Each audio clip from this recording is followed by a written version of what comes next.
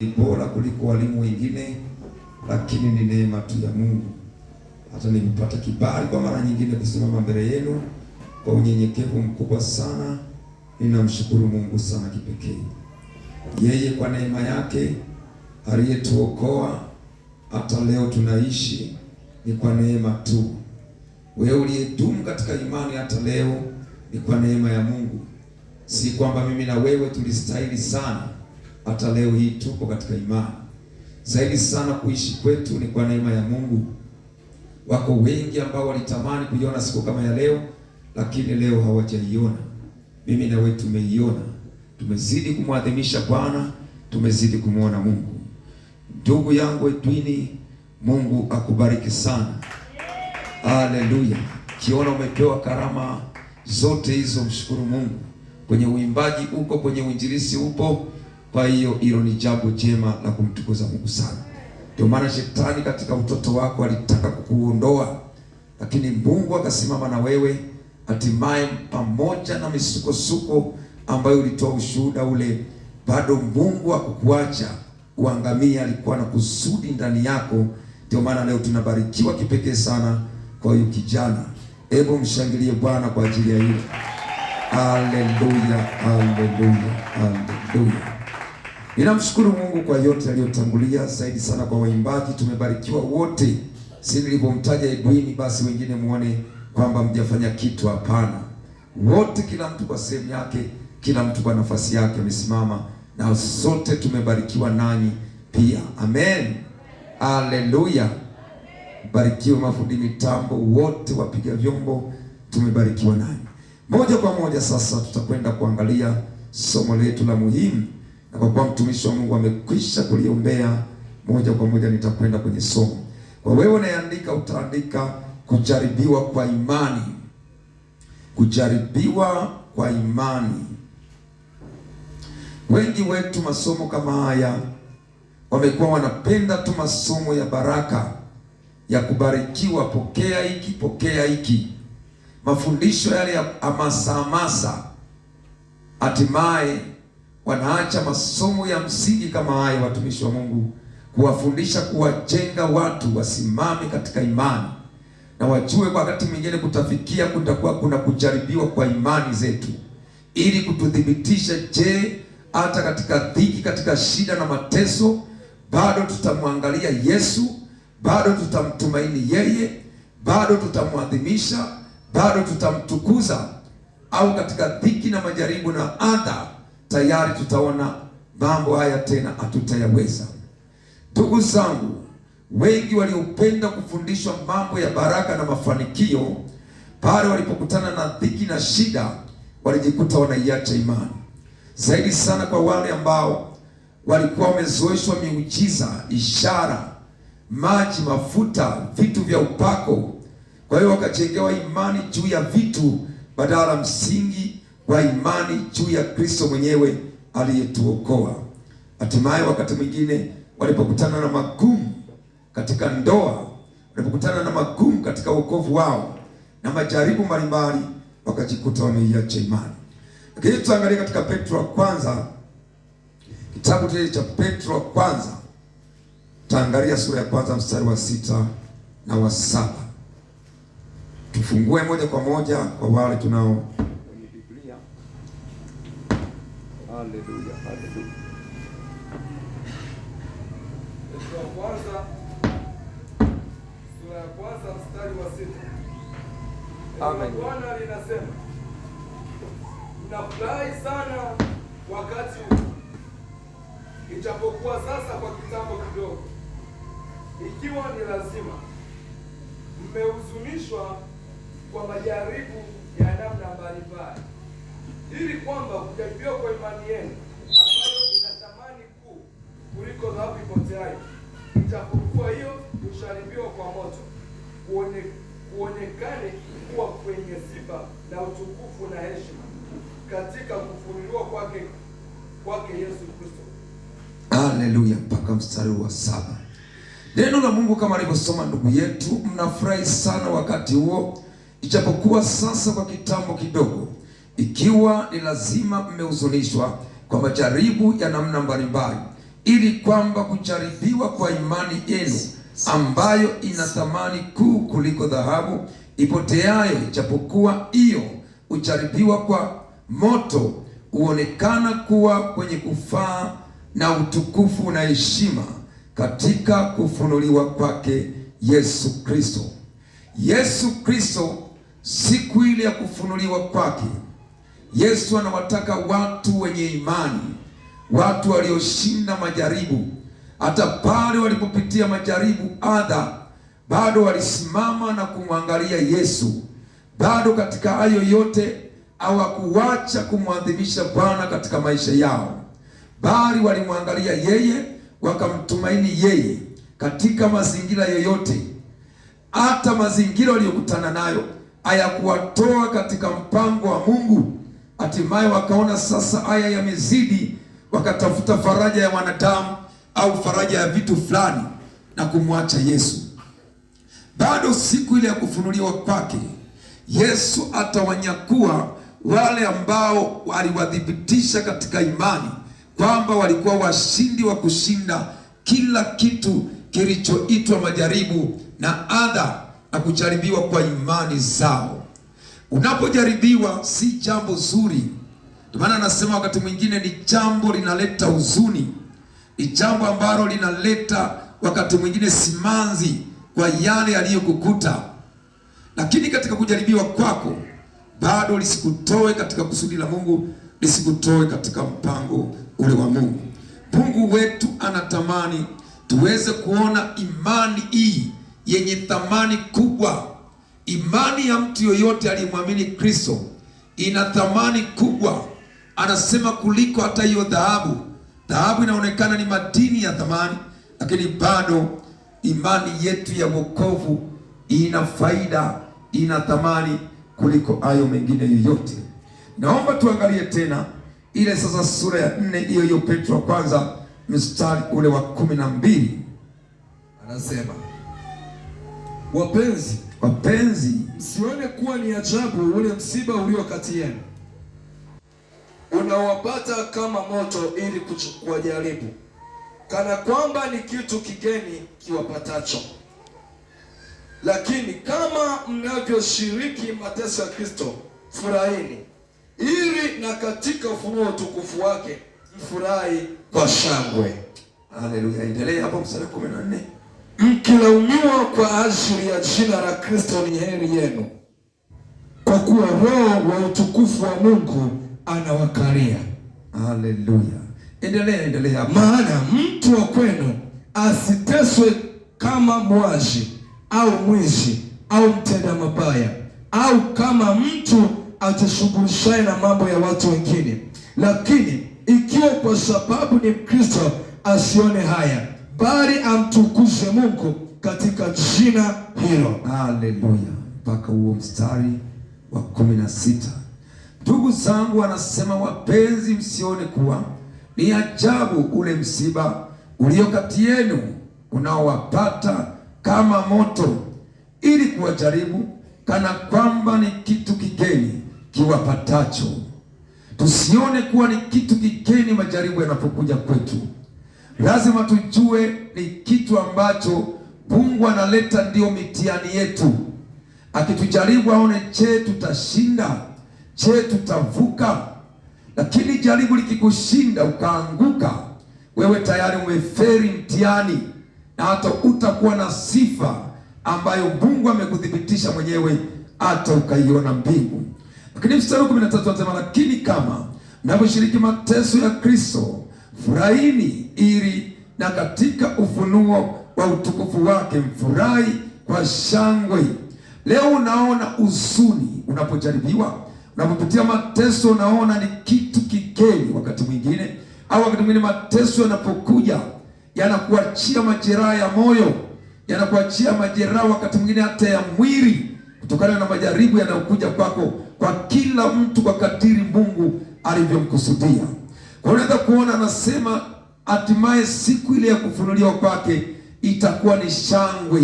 Mateso yote utasahau, adha yote uliyoipitia utasahau. Leo hii unaona hapa ni kama mwili unautumikisha, unaomba, unakesha kwa ajili ya kuifanya roho yako iwe imara. Lakini wakati mwingine utafikia mahali utakutana na vita, dhiki, adha za kila namna, kutukanwa, kukataliwa. Lakini anasema siku ile ya kufunuliwa kwake, hayo yote tutayasahau. Itakuwa ni shangwe na kushangilia mbele za Mungu aliyetuokoa, Mungu aliyetupenda. Amen. Haleluya, haleluya. Amen. Sura 15, lakini kama mnavyoshiriki mateso ya Kristo, furahini ili katika ufunuo wa utukufu wake mfurahi kwa shangwe, mkilaumiwa kwa ajili ya jina la Kristo. Ni heri yenu, kwa kuwa Roho wa utukufu na wa Mungu anawakaria. Maana mtu wa kwenu asiteswe kama muuaji au mwivi au mtenda mabaya, au kama mtu ajishughulishaye na mambo ya watu wengine. Lakini ikiwa kwa sababu ni Kristo, asione haya bali amtukuze Mungu katika jina hilo. Kwa maana wakati umefika. Inafikiri tutaishia mstari wa 16. Kwa hiyo tunaweza kuona hapo anavyoelezea kwa habari ya kujaribiwa. Mtu anapojaribiwa anatakiwa awe katika hali gani? Lakini usiteswe kama mtu ajishughulishaye na mambo mengine ya dunia. Kwa mfano, mambo ya siasa hayata kufanya upate thawabu. Hayo ndio wanasema usiteswe kama mtu ajishughulishaye na mambo ya watu wengine. Umekutwa kwenye mkutano wa siasa, uko unasherekea, unamsherehesha, au uko pale unahutubia, alafu wakati mwingine kukatokea adha, kakamatwa, mkapigwa, wakati mwingine na vyombo vya usalama, alafu kasema tumeteswa kwa ajili ya Kristo. Hayo ni mambo ya watu wengine. Kwa hiyo tunachotakiwa uteswe kwa ajili ya mambo yanamhusu Kristo mwenyewe. Kama Edwini alivyotoa ushuhuda, anasema yuko kuhubiri Injili. Injili anawaambia tubuni, kwa maana ufalme wa Mungu umekaribia. Anahubiri Injili, anaona watu wanakuja, wanamkamata, wanamwambia nyamaza, zima chombo chako cha Injili. Alafu wanamchukua, wanatamani sio wamfanye nini, lakini ile mbele za Mungu, nataka nikwambie, amehesabiwa thawabu kubwa mno, na hayo yote aliyoyapitia hata yasahau. Haleluya, amen. Na wewe vile vile, jambo lolote ukiunganisha hapo lililokufanya uteswe kwa ajili ya Kristo, ni heri kwako. Siku ile utafurahi. Mungu hatimaye atakuwa anatupokea mwenyewe, anatukaribisha kwa shangwe. Haleluya. Kwa hiyo mateso na shida zozote unazozipitia, ujue tayari ni kuthibitishwa kwa imani yako. Haleluya. Kini katika Wakorinto wa pili 13 na mstari wa 5, Bwana linasema, haleluya, jijaribuni wenyewe kwamba mmekuwa katika imani. Jithibitisheni wenyewe, au amjijui wenyewe kwamba Yesu Kristo yu ndani yenu, isipokuwa mmekataliwa. Haleluya. Mstari wa 1 sema, jijaribuni wenyewe kwamba mmekuwa katika imani. Jithibitisheni wenyewe, au amjui wenyewe kwamba Yesu Kristo yu ndani yenu, isipokuwa mmekataliwa. Jithibitishe mwenyewe unapopitia majaribu, adha, shida. Je, katika hayo yote Yesu bado yuko ndani yako? Kwa sababu ukishindwa na jaribu, ina maana basi Yesu wewe hayuko ndani yako. Ndio maana akasema hata tuacha tujaribiwe kupita tuwezavyo, bali katika kila jaribu atafanya na mlango wa kutokea. Kwa hiyo mtu unapoanguka kwa jaribu lolote, ujue wewe umeanguka kwa sababu umekosa mizizi, umekosa imani ya kukufanya usimame imara katika imani. Kwa hiyo Mungu kamwe hawezi kuliachilia jaribu likawa juu sana ya uwezo wako. Analileta kwa kadiri ya kipimo cha imani yako, na anajua utalishinda. Hatimaye ukilishinda, tayari kule unahesabiwa pointi, tayari kule unahesabiwa thawabu, ili siku kienda huko utafurahi na Bwana. Haleluya, amen. Lakini unaposhindwa sasa, Bwana anasema hapo, isipokuwa mmekataliwa. Ogopa sana kukataliwa kwa mambo ya imani na Mungu mwenyewe. Ndio maana mtumishi wa Mungu asema kwamba inatisha kama nini kuanguka katika mikono ya Mungu aliye hai. Lakini ukianguka sasa, hatimaye itakuwa ni madhara, itakuwa shida. Mwanamke unayeteswa na mumeo, vumilia mateso. Usimwache Yesu kwa sababu ya yale unayoyapitia. Mke, wakati mwingine mume unateswa na mkeo ambaye hajaokolewa. Jithibitishie imani yako mbele za Bwana kwamba uko imara, usikubali kuiacha imani. Haleluya. Kuna mchungaji mmoja, sijasahau, ni miaka ya nyuma, miaka hiyo mimi ndo nimeokolewa. Kwa hiyo alipo yule mchungaji, mkewe alikuwa ni mwiba, ni kinyume cha yeye. Akamwambia, andaa chakula mke wangu. Akawa ameandaa chakula kizuri, pika wali na kuku pale. Hatimaye, ili nakwambia ni kitu harisi, sio cha kutunga. Siko hapa kukufurahisha ili hatimaye uone natoa ushuhuda fulani. Hapana, hiyo ni kweli kabisa, na aliyetusimulia alikuwa mmoja wapo wa kuwepo kwenye kile kitu. Kwa hiyo alipoona kuna wachungaji wenye wageni wake, akamwambia, mama, andaa chakula. Akaandaa chakula, wali vizuri, alafu akapakua kule jikoni, akafunua sehemu ya wali, akaweka kinyesi, alafu akafunika, alafu akapeleka hapa wali na hapa bakuli na mboga. Kwa hiyo wakati wanakula, Mungu alivyo mwaminifu, alipochota tu kijiko cha kwanza, mchungaji mmoja kuinua tu hivi, akaona tayari ameinua na kitu kingine kisichoelewa, tayari harufu kama imeenea. Yule mchungaji alitoka kwa hasira, mwenyeji akampiga mkewe. Wakawai wakamzuia wachungaji wengine, akamwambia, usifanye hivyo kamwe, tulia mchungaji anatweta. Akamwambia, hapana. Baadaye wakazidi kumwelewesha, wakamfahamisha mpaka akatulia. Ndivyo itakavyokuwa ndugu zangu. Majaribu yatakuja ambayo wakati mwingine yatatufanya wakati mwingine tuvurugikiwe, tuchanganyikiwe, lakini katika Yesu bado tutashinda na zaidi ya kushinda. Amen. Haleluya. Amen. Ndugu zangu, tutajaribiwa kwa namna nyingi mbalimbali, bado tusikate tamaa, tusimwache Yesu. Yesu aliyetuokoa anatupenda mno na atatuacha, atatuangamia.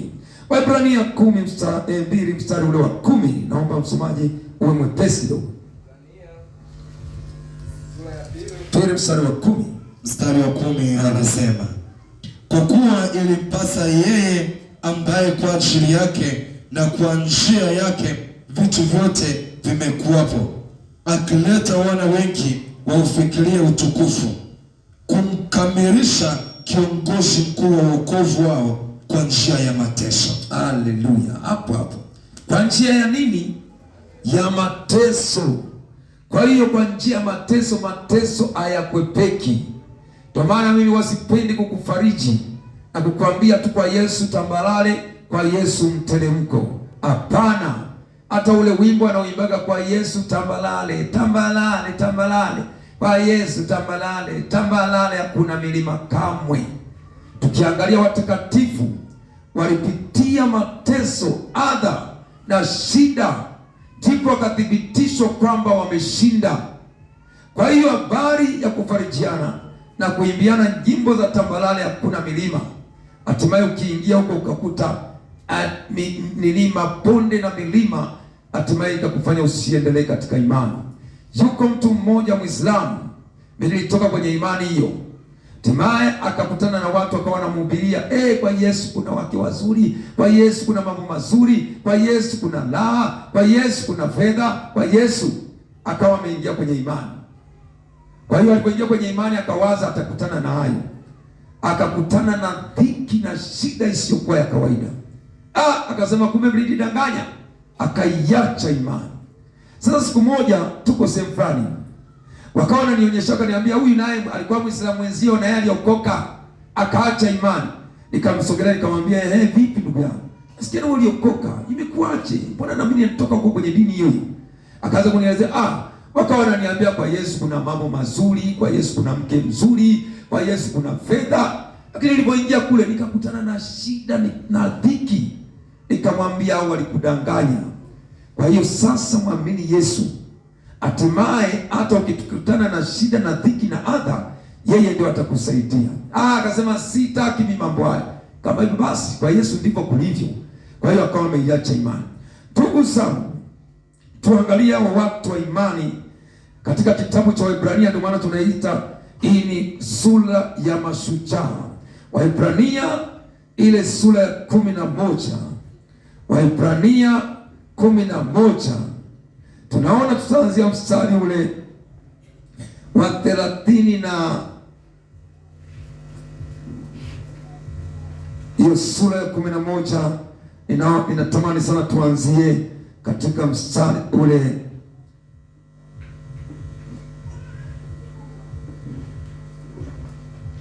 tuanzie 24, sio vibaya. 24, karibu sana. Anasema, kwa imani Musa alipokuwa mtu mzima akakataa kuitwa mwana wa binti Farao, akaona ni afadhali kupata mateso pamoja na watu wa Mungu kuliko kujifurahisha katika dhambi kwa kitambo, akihesabu ya kuwa kushutumiwa kwake Kristo ni utajiri mkuu kuliko hazina za Misri, kwa kuwa aliyatazamia hayo malipo. Kwa imani akatoka Misri, asiogope ghadhabu ya mfalme, maana alistahimili kama amonaye yeye asionekana. Kwa imani akaifanya Pasaka na kule kunyunyiza damu, ili yule mwenye kuangamiza wazaliwa wa kwanza asiwaguse wao. Kwa imani wakapita kati ya bahari ya Shamu kama katika nchi kavu. Wamisri walipojaribu kufanya hivyo wakatoshwa. Kwa imani kuta za Yeriko zikaanguka zilipokwisha kuzungukwa siku 7. Kwa imani Rahabu yule kahaba akuangamia pamoja nao walioasi, kwa kuwa aliwakaribisha wale wapelelezi kwa amani. Nami niseme nini tena? Maana wakati usingenitosha kuleta habari za Gideoni na Baraka na Samsoni na Yeftha na Daudi na Samueli na za manabii, ambao kwa imani walishinda milki za ufalme, walitenda haki, walipata ahadi, walifunga vinywa vya simba, walizima nguvu za moto, waliokoka na makali ya upanga, walitiwa nguvu baada ya kuwa dhaifu, walikuwa hodari katika vita, walikimbiza majeshi ya wageni. Wanawake walipokea wafu wao waliofufuliwa, lakini wengine waliumizwa vibaya hata kuuawa, wasikubali ukombozi ili wapate ufufuo ulio bora. Wengine walijaribiwa kwa dhihaka na mapigo, naam, kwa mafungo, kwa kutiwa gerezani, walipigwa kwa mawe, walikatwa kwa misumeno, walijaribiwa, waliuawa kwa upanga, walizunguka wakivaa ngozi za kondoo na ngozi za mbuzi. Walikuwa wahitaji, wakiteswa, wakitendwa mabaya, watu ambao ulimwengu haukustahili kuwa nao. Ndani ya mabano walikuwa wakizunguka katika nyika na katika milima na katika mapango na katika mashimo ya nchi. Haleluya, itaishia hapo. Amen. Kwa hiyo unaweza kuona jinsi ambavyo walikuwa wahitaji, walizunguka huku na huku, walikuwa hawana mavazi, wakafikia hatua ya kuvaa ngozi. Walifika mahali hawana mahali pa kulala, walilala kwenye mashimo. Wakati mwingine mnyama amechimba shimo, asijue hatari atakayokutana huko ndani ya hilo shimo, analazimika kuingia mule alale, kwa sababu mji wote umetaharuki, umewakataa kwa mambo ya imani. Walikatwa kwa misumeno kama wakina Isaya, anakatwa kidogo kidogo, huku mwili unakatwa unazidi kupungua kidole. Je, bado unamwamini wa Mungu wako? Anasema bado ninamwamini. Hivyo niseme nini kwa habari ya mitume hawa? Wakina Petro wote, ukiangalia vifo walivyokufa, hakuna mtume hata mmoja aliyekufa kifo cha starehe. Labda tu ni Yohana aliyeleta kitabu cha Ufunuo. Hata yeye walitafuta kumuua mara nyingi, wakamweka kwenye mafuta yaliyochemshwa, lakini bado Mungu alimwokoa. Kumbe Mungu alikuwa na makusudi naye, ili ampeleke kwenye kisiwa cha Patmo, ampe mafunuo ndiye alileta kitabu cha Ufunuo. Vile vile walipitia adha. Kwa mfano, wanasema yule Tomaso alikwenda kufia huko maeneo la bara la Asia akihubiri Injili, akachomwa, mkuki ukachomwa ukapitia ubavu, ukatokea ubavu wa pili, wengine wanasema ukachomwa mgongoni ukatokea uko mbele. Alafu wanasema kwenye historia ya Biblia wakawa wanafanya kama bembea namna hii, huku moto kule umekokwa, alafu wakamrusha akaangukia kwenye moto. Karne zile zilizokwenda sana, zilizoendelea sana, tayari ilikuwa mtu akiokolewa na kutana na vita, adha za kila namna. Wanasema ule wimbo unaoona wanaimba, msalaba mbele dunia nyuma, ule wimbo una maana kubwa sana.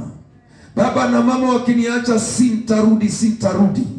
Huu wimbo, kuna wa mabinti fulani waliokolewa karne moja wapo ya karne zile baada ya mitume hawakuondoka. Wafalme waliinuka kuwatenda mabaya watu waliokolewa, lakini wale mabinti baada ya kumwamini Kristo wakaambiwa, mnakwenda kutupwa kwenye simba, mtaangamia. Wakasema tuko tayari kwa lolote, hatutamwacha Yesu. Wanasema nyakati zile walikuwa wanaandaa uwanja, wanawahifadhi simba wenye njaa kali. Wanasema wakawaandaa watu kwanza kabla ya wale mabinti, wakawarusha, hatimaye wakatafunwa wale watu. Muda mfupi umeshaisha, mpaka mifupa imetafunwa. Wakaambiwa wale mabinti, mmeona yaliyowakuta wale, na ninyi ndiyo anakwenda kuwakuta muda mfupi ujao. Wale mabinti wakasema tuko tayari kwa lolote. Wanasema wakati wanakwenda kutupwa, wakashikana mikono, wakakumbatiana mtu na dada yake. Wanasema dunia nyuma, msalaba mbele. Baba na mama wakiniacha sintarudi, sintarudi. Kwa hiyo wanasema wakatupwa na wao wakatafunwa namna hiyo. Ndugu zangu, ikiwa hawa wameshindania imani katika mazingira hayo wakashinda, alafu mimi na wewe tunataka tu rahisi tu, haiwezekani. Lazima tutapimwa, imani zetu zitathibitishwa kwa mateso. Usiogope mateso, ninakujengea msingi wa imani ili kukutana na mateso usilalamike wala usinung'unike. Haleluya, haleluya, haleluya. Lakini kuna neno jingine linasema hawakukubali ukombozi. Haleluya. Neno kukubali ukombozi lina maana gani? Anasema lakini wengine waliumizwa vibaya hata kuuawa, wasikubali ukombozi ili wapate ufufuo ulio bora. Kwa hiyo unaweza kuona wengine walijaribiwa kwa dhihaka na mapigo na mafungo na kwa kutiwa gerezani. Walipigwa kwa mawe, walikatwa kwa misumeno, lakini tunataka kukiangalia ni hicho, wasikubali ukombozi. Kukubali ukombozi ni maana yake ni nini? Ni pale ambapo mateso yanazidi, alafu unakubaliana kufanya kile ambacho ni kinyume na mapenzi ya Mungu ili tu kutafuta nafuu fulani, tu kutafuta ukombozi. Hilo jambo naomba lisije likatokea katikati yetu. Wewe uwe tayari. Ufunuo inatuambia uwe mwaminifu hata nini? Uwe mwaminifu hata nini? Hata kufa. Kifo kiko mbele yako na kikabiri. Kifo kiko mbele yako, umeshatishiwa matisho mengi na unajua unakwenda kuangamia. Bado uwe tayari hata kufa. Uaminifu wako usiwache. Wakati fulani mimi nilijaribiwa kwa rushwa. Nilikuwa naendesha gari fulani, nilikuwa dereva wa kampuni, kiwanda fulani hivi, tulikuwa tunatembeza bidhaa, tunasambaza Dar es Salaam. Kwa hiyo ikawa nasumbuliwa sana kwa habari ya rushwa barabarani. Nafikiri nikisema hivyo naelewa rushwa ilivyo barabarani.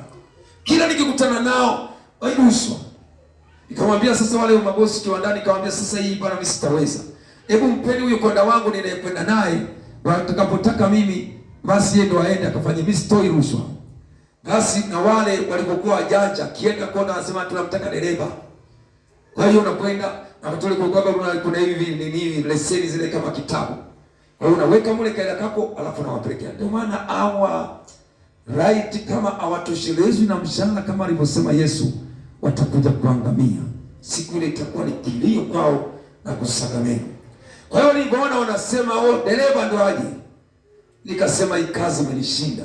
Na tangu hapo nikaacha kazi, kareseni nikakaweka huko. Wakasema tu kuna mabadiliko ya leseni, nikaachana kabisa na mambo ya udereva. Nasema Mungu, hii sitaweza. Lakini baada ya pale nikapitia kipindi kigumu sana mimi na mke wangu. Nikasema Bwana, kwa sababu nimeacha ili nisiendelee kutoa rushwa, Bwana hakuniacha. Kipindi kilipita kwa muda, hatimaye Mungu akanikumbuka. Haleluya, amen. Bwana, utapitia adha, shida, mateso, bado usimwache Yesu. Muda usingenitosha kuelezea hata shuhuda zangu, mambo niliyopitia na adha za kila namna, lakini ninachokutia moyo, usikubali kurudi nyuma wala kuiacha imani. Yesu aliyetuokoa anatupenda, hata tuacha tujaribiwe kupita tuwezavyo.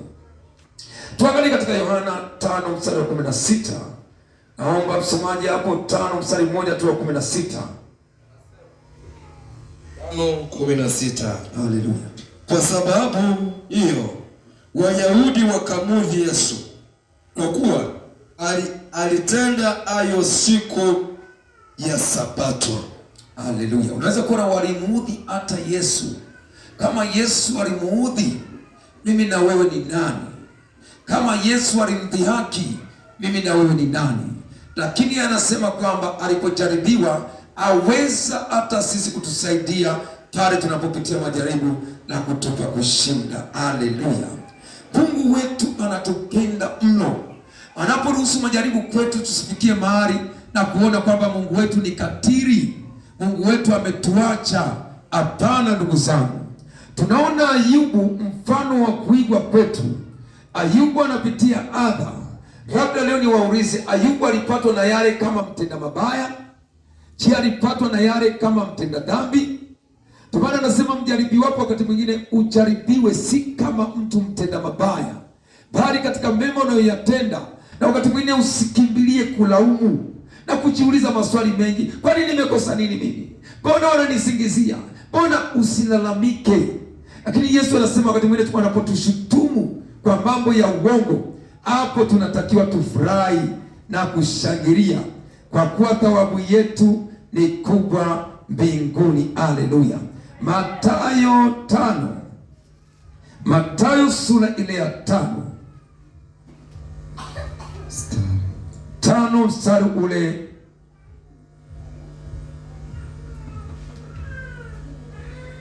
mstari wa 11 na wa 12.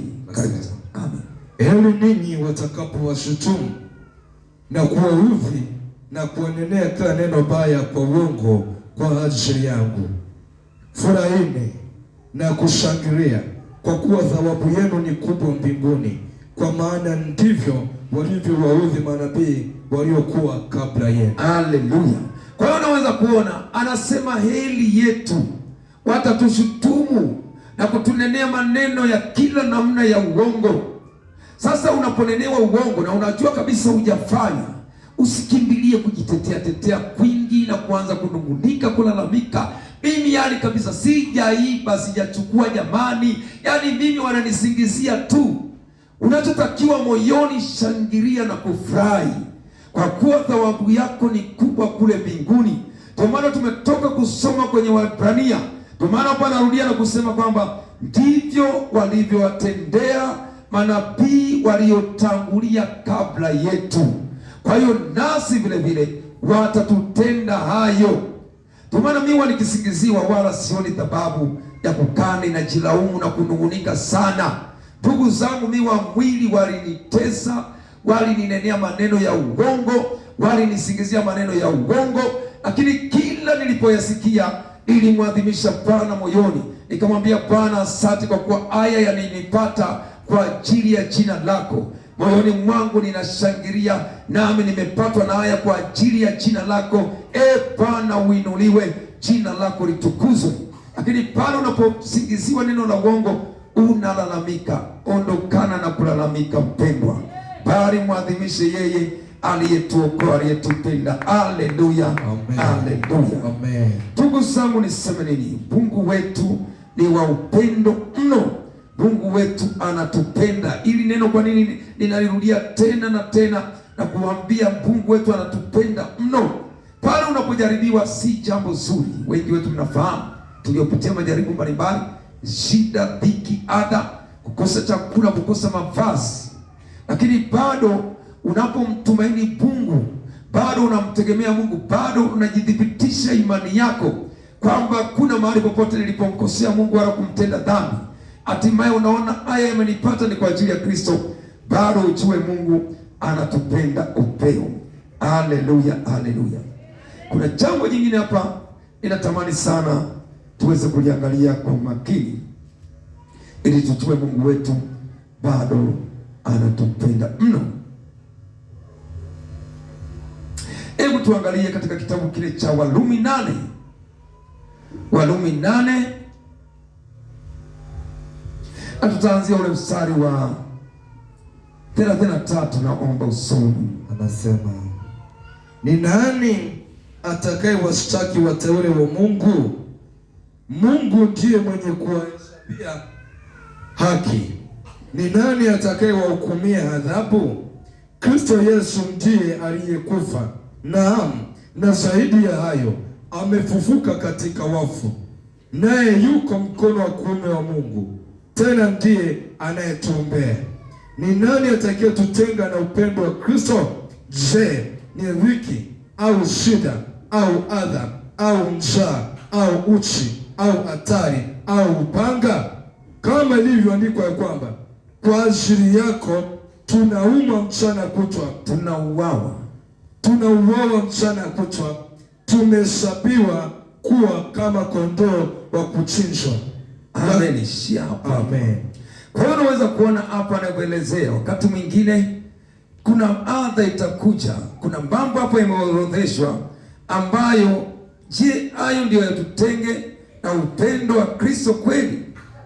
Ni nani atakayetutenga na upendo wa Kristo? Je, ni dhiki au shida au adha au njaa au uchi au hatari au panga?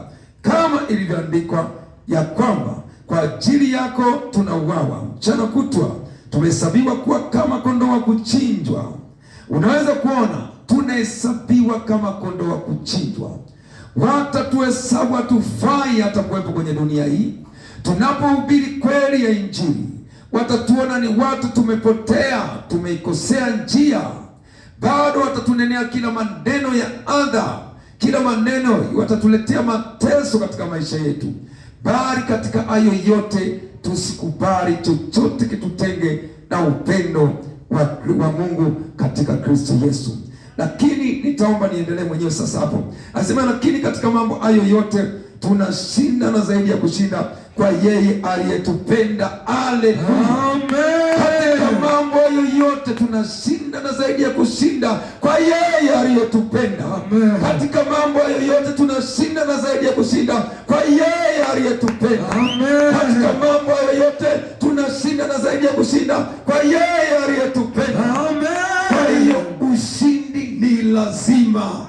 Sema, ushindi ni lazima. Ushindi ni lazima. Ushindi ni lazima. Ushindi ni lazima. Kwa yeye aliyetupenda. Haleluya, haleluya. Amen. Ukishalijua neno hili, hakuna kitakachokubabaisha lolote lile. Kukosa fedha, kukosa nini. Kuna mtu mmoja mfanya biashara aliokolewa, akaja kwenye kanisa pale ninalohudumu. Huyu mimi nakazia mafundisho ya utakatifu. Siku moja kaniita, kweli alikuwa kwa wiki akitoa fungu la 10, ukienda unaona kweli huyu jamaa kila wiki, ingawa atuandike majina kwenye bahasha, lakini yeye alikuwa anatoa namna fulani, unajua ni yeye aliyetoa. Sasa basi, siku moja kaniita, kaniambia, sasa mchungaji, unajua ya mafundisho ni makali mno, waambie watu wake wanawake waache mapambo. Unaposema mke mmoja mme mmoja, mimi naona haya mafundisho kwa kweli ndio maana watu hawakai. Sasa hebu achana na haya mafundisho kwanza. Kamwambia, wewe namjua aliyeniita, mafundisho labda ungeniambia nikaze viwango ningekuelewa, lakini unaniambia nipunguze. Kamwambia, hapana, hilo halitowezekana. Siku moja nitasimama mimi ndio nitakayetoa hesabu, sio wewe. Je, nitatoa hesabu gani mbele za Mungu wangu? Amen. Alafu aone nilichuja mbu nikameza ngamia. Kwa hiyo nitakuja kuingia kwenye mateso, alafu ushauri wako nikaufuata. Siku moja nikiingia kule, ni mimi ndio utaingia, na wewe utaingia kivyako. Huyu mtu akuendelea sana, akawa ameacha. Kwa hiyo kile kitu kiasi alichokuwa anatoa kikakata. Tayari wakati mwingine dhiki, unaanza kuingia kwenye dhiki ili udhibitishwe. Je, huyo kaondoka? Je, akitokea mwingine utaregeza, ili hatimaye uweze kumpendeza mwanadamu? Itakugharimu. Lakini angalia mtumishi wa Mungu Mtume Paulo, yeye anasema nini kwa mambo ya imani? Je, aliwasikiliza wanadamu? Alitafuta kuwapendeza au wanadamu ambao walimshawishi kinyume na mapenzi ya Mungu? Bado hakukubali kamwe. Hebu angalia katika kitabu kile cha Wagalatia 1 mstari wa 10. Anasema, maana sasa je, ni wanadamu ninaowashawishi au Mungu? Au nataka kuwapendeza wanadamu? Kama ningekuwa hata sasa napendeza wanadamu, singekuwa mtumwa wa Kristo. Endelea mstari wa 11. Kwa maana ndugu zangu, injili hiyo niliyowahubiri na wajulisha ya kuwa sio ya namna ya kibinadamu, kwa kuwa sikuipokea kwa mwanadamu, wala sikufundishwa na mwanadamu, bali kwa ufunuo wa Yesu Kristo. Haleluya, amen. Kwa hiyo unaona, ukishajua kabisa, unaposimama watumishi wa Mungu, tusitafute kuwapendeza wanadamu. Ukishaijua kweli ya injili, ihubiri kama ilivyo. Ukienda mitaani, ukishajua injili ya kweli ndio hii ninayoipeleka, ihubiri kama ilivyo. Ukitafuta kuwapendeza wanadamu na kupeleka injili laini, siku moja utakuja kutoa hesabu. Na ukishajua injili hiyo unayohubiria ni kwamba ukuipokea kwa mwanadamu yeyote, ukajua ukuipata kwa namna ya kibinadamu, kwa kuwa sikuipokea kwa mwanadamu wala sikufundishwa na mwanadamu, bali kwa ufunuo wa Yesu Kristo.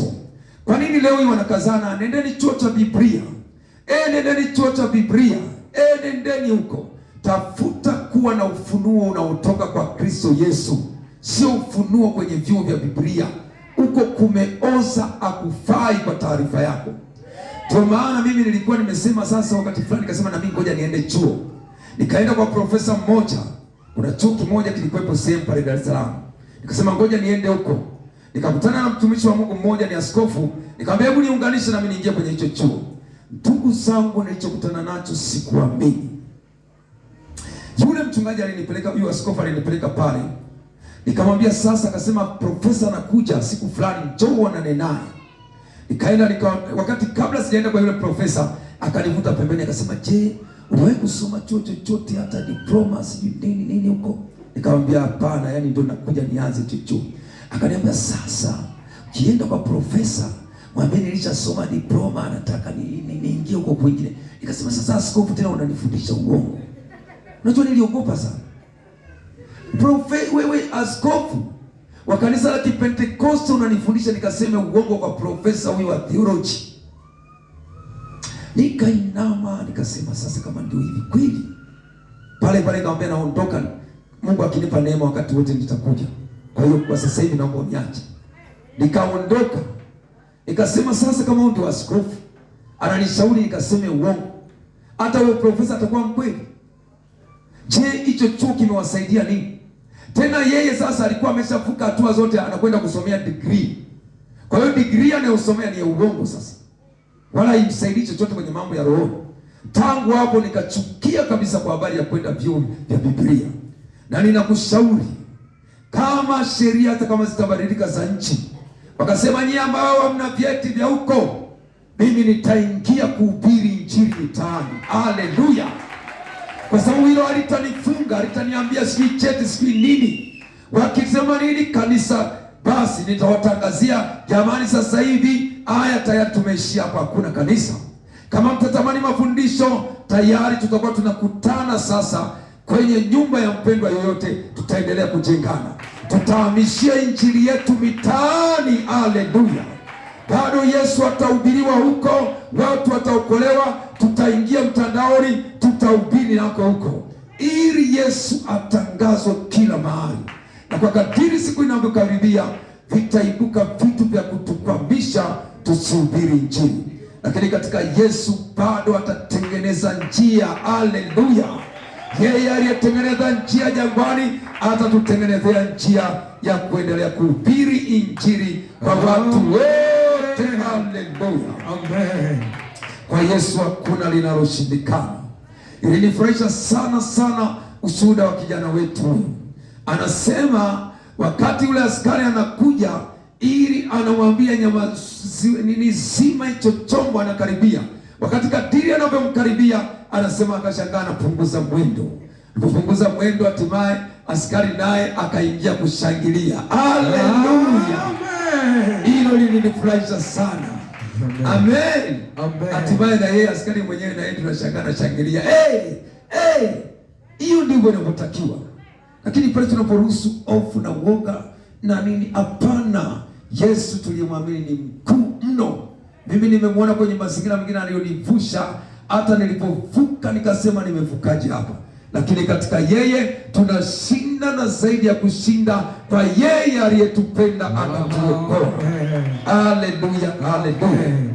Sasa basi, tunapohitimisha somo letu, lazima tujue Mungu wetu huyu, tunapomwangalia yeye, hata tunapopitia mateso ya aina yeyote ile, tukamtumaini yeye bila kuruhusu namna yoyote ya kurudi nyuma, Mungu hawezi kukuacha kamwe. Atakuwa pamoja nawe. Hata tutapita katika moto hautatuunguza.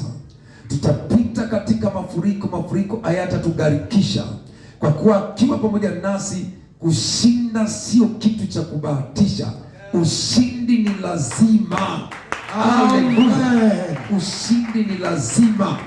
Tukiangalia watakatifu waliotangulia, tunaona bado hawakukubali jambo lolote lile liwatoe katika imani, bali waliishindania imani kwa gharama yoyote ile, hata wakapewa kushinda na zaidi ya kushinda.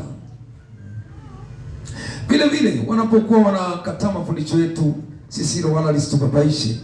Ndio maana Paulo anamwagiza Timotheo, anamwambia anene siri ya Injili. Anasema wengine ndipo watakapoyakataa mafundisho yenye uzima, wakisikiliza hadithi hizi za nini, za kizee. Unazijua hadithi za kizee? Ndio maana ndio za uongo. Ndio manabii wa leo wa uongo. Anapoelezea habari ya hadithi za kizee, mimi na wewe tuendelee kuketi miguuni pa babu zetu, bibi zetu, tunakumbuka hadithi za kizee. Wakawa wanatuletea kwamba wanatuambia hapo zamani za kale kulitokea sungura na fisi. Fisi akalima shamba. Lini waliwahi kuongea hawa wanyama? Ujue hapo anakuelezea hadithi za kizee ndio hizo sasa. Watatuletea mafundisho ya uongo, ndio hadithi za kizee. Akamuonya akamwambia hayo yote aepukane nayo, ili aweze kusimama imara na kuhubiri Injili bila kurudi nyuma, bila kukata tamaa. Ninaomba tuangalie andiko letu tunalokwenda kuhitimisha nalo katika Timotheo wa pili sura ile ya 4. Taomba kukomboa wakati. Ninaomba msomaji samahani, naomba kukomboa wakati mmoja kwa moja, nisome tu ili tuweze kumaliza kwa wakati, sababu bado tuna mkutano hapo mbele yetu na mambo mengi ya kufanya. Na kuagiza mbele za Mungu na mbele za Kristo Yesu atakaye wahukumu walio hai na waliokufa kwa kufunuliwa kwake na kwa ufalme wake. Lihubiri neno, uwe tayari wakati ukufao na wakati usiokufao. Karipia, kemea na kuonya kwa uvumilivu wote na mafundisho, maana utakuja wakati utakapoyakataa mafundisho yenye uzima,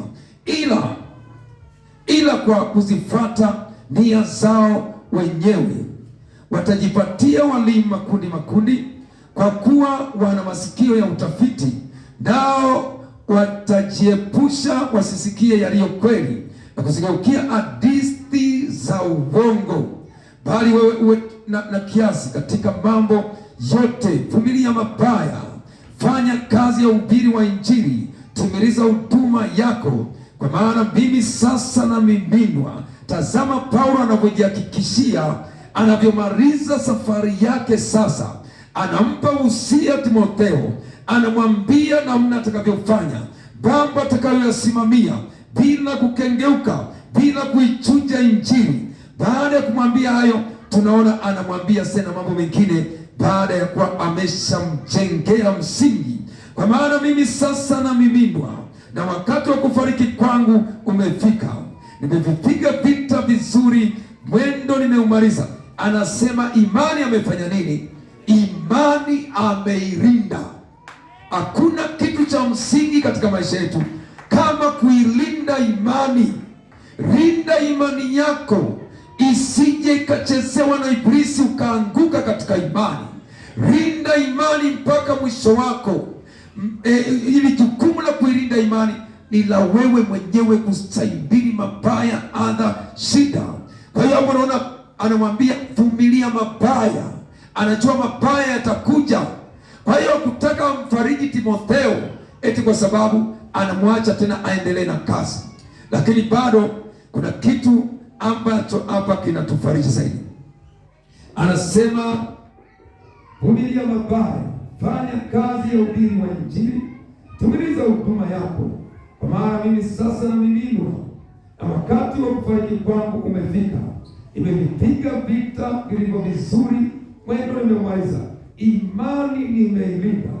Baada ya hayo nimewekewa taji ya haki, ambayo Bwana mhukumu mwenye haki atanipa siku ile, wala si mimi tu, bali na watu wote pia waliopenda kufunuliwa kwao. Haleluya!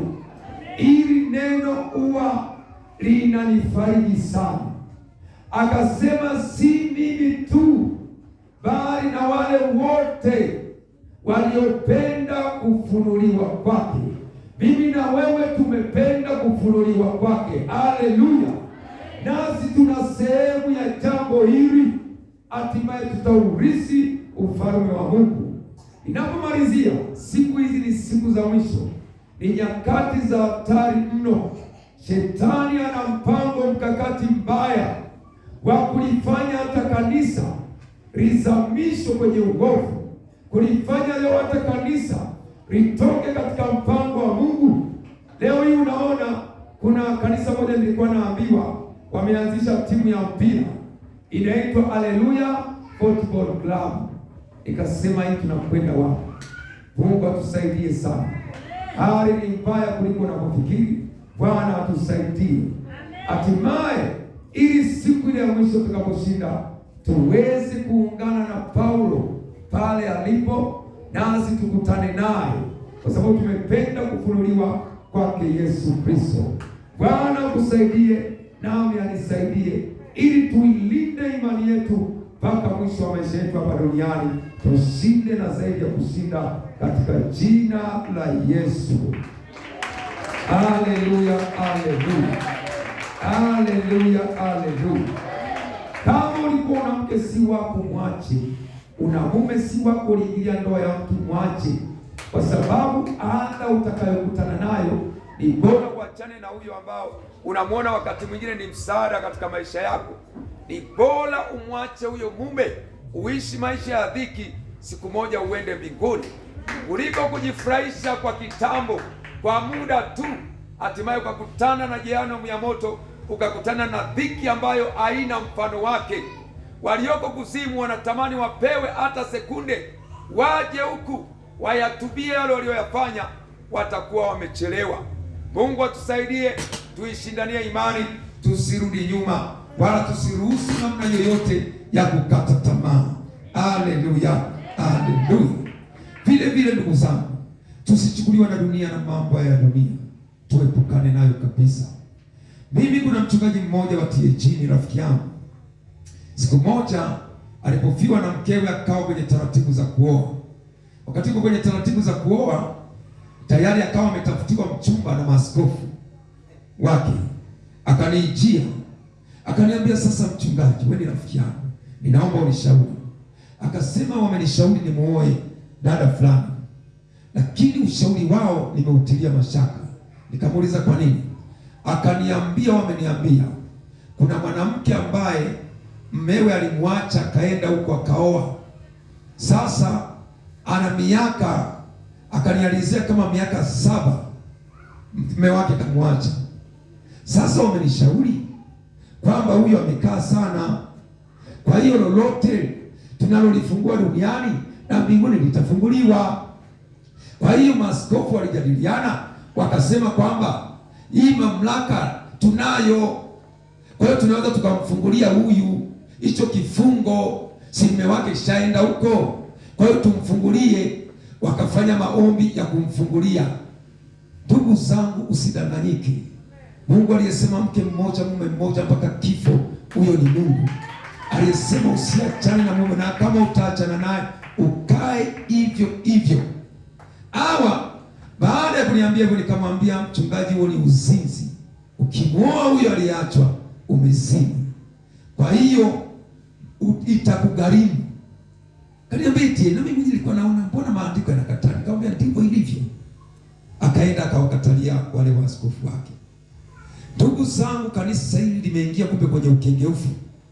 Alafu akaniambia kabisa wazi wazi, akaniambia hawa wameshatengeneza mpango, wamesema watamwacha mtu aliyeachwa au aliyeachika, au kama ameachwa na mkewe kaondoka, wakasema wameweka utaratibu miaka 3. Wakiona miaka 3 hii bado hawajarudiana, wanasema wametengeneza mpango wa kufanya maombi maalum ya kufungua. Lolote tukalolifungua duniani na mbinguni limefunguliwa. Mungu wa namna hiyo.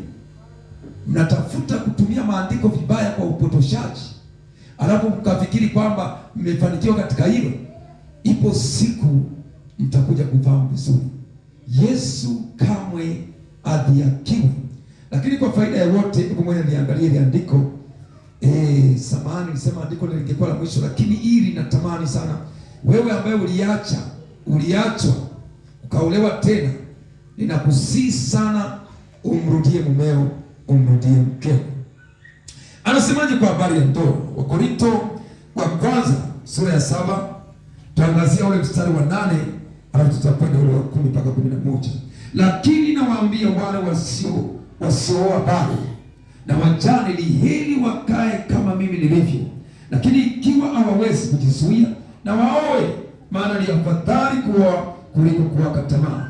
Lakini wale waliokwisha kuoana, na waagiza wala hapo si mimi ila Bwana, mke asiachane na mumewe. Lakini ikiwa ameachana naye, na akae asiolewe au apatane na mumewe, tena mume asimwache mkewe. Umeona? Alafu kwa msisitizo anasema hapa si mimi ila ni Bwana. Kwa hiyo unapoachana na mmeo, kaa hivyo hivyo. Umeachana na mkeo, kaa hivyo hivyo. Hata miaka 5, hata miaka 10. Ni bora umwambie Mungu, huu mwili unaonisumbua. Uwe ni mtu wa mifungo sana na kutiisha mwili. Nataka nikwambie, mwili huu una uwezo wa kuutiisha kwa maombi.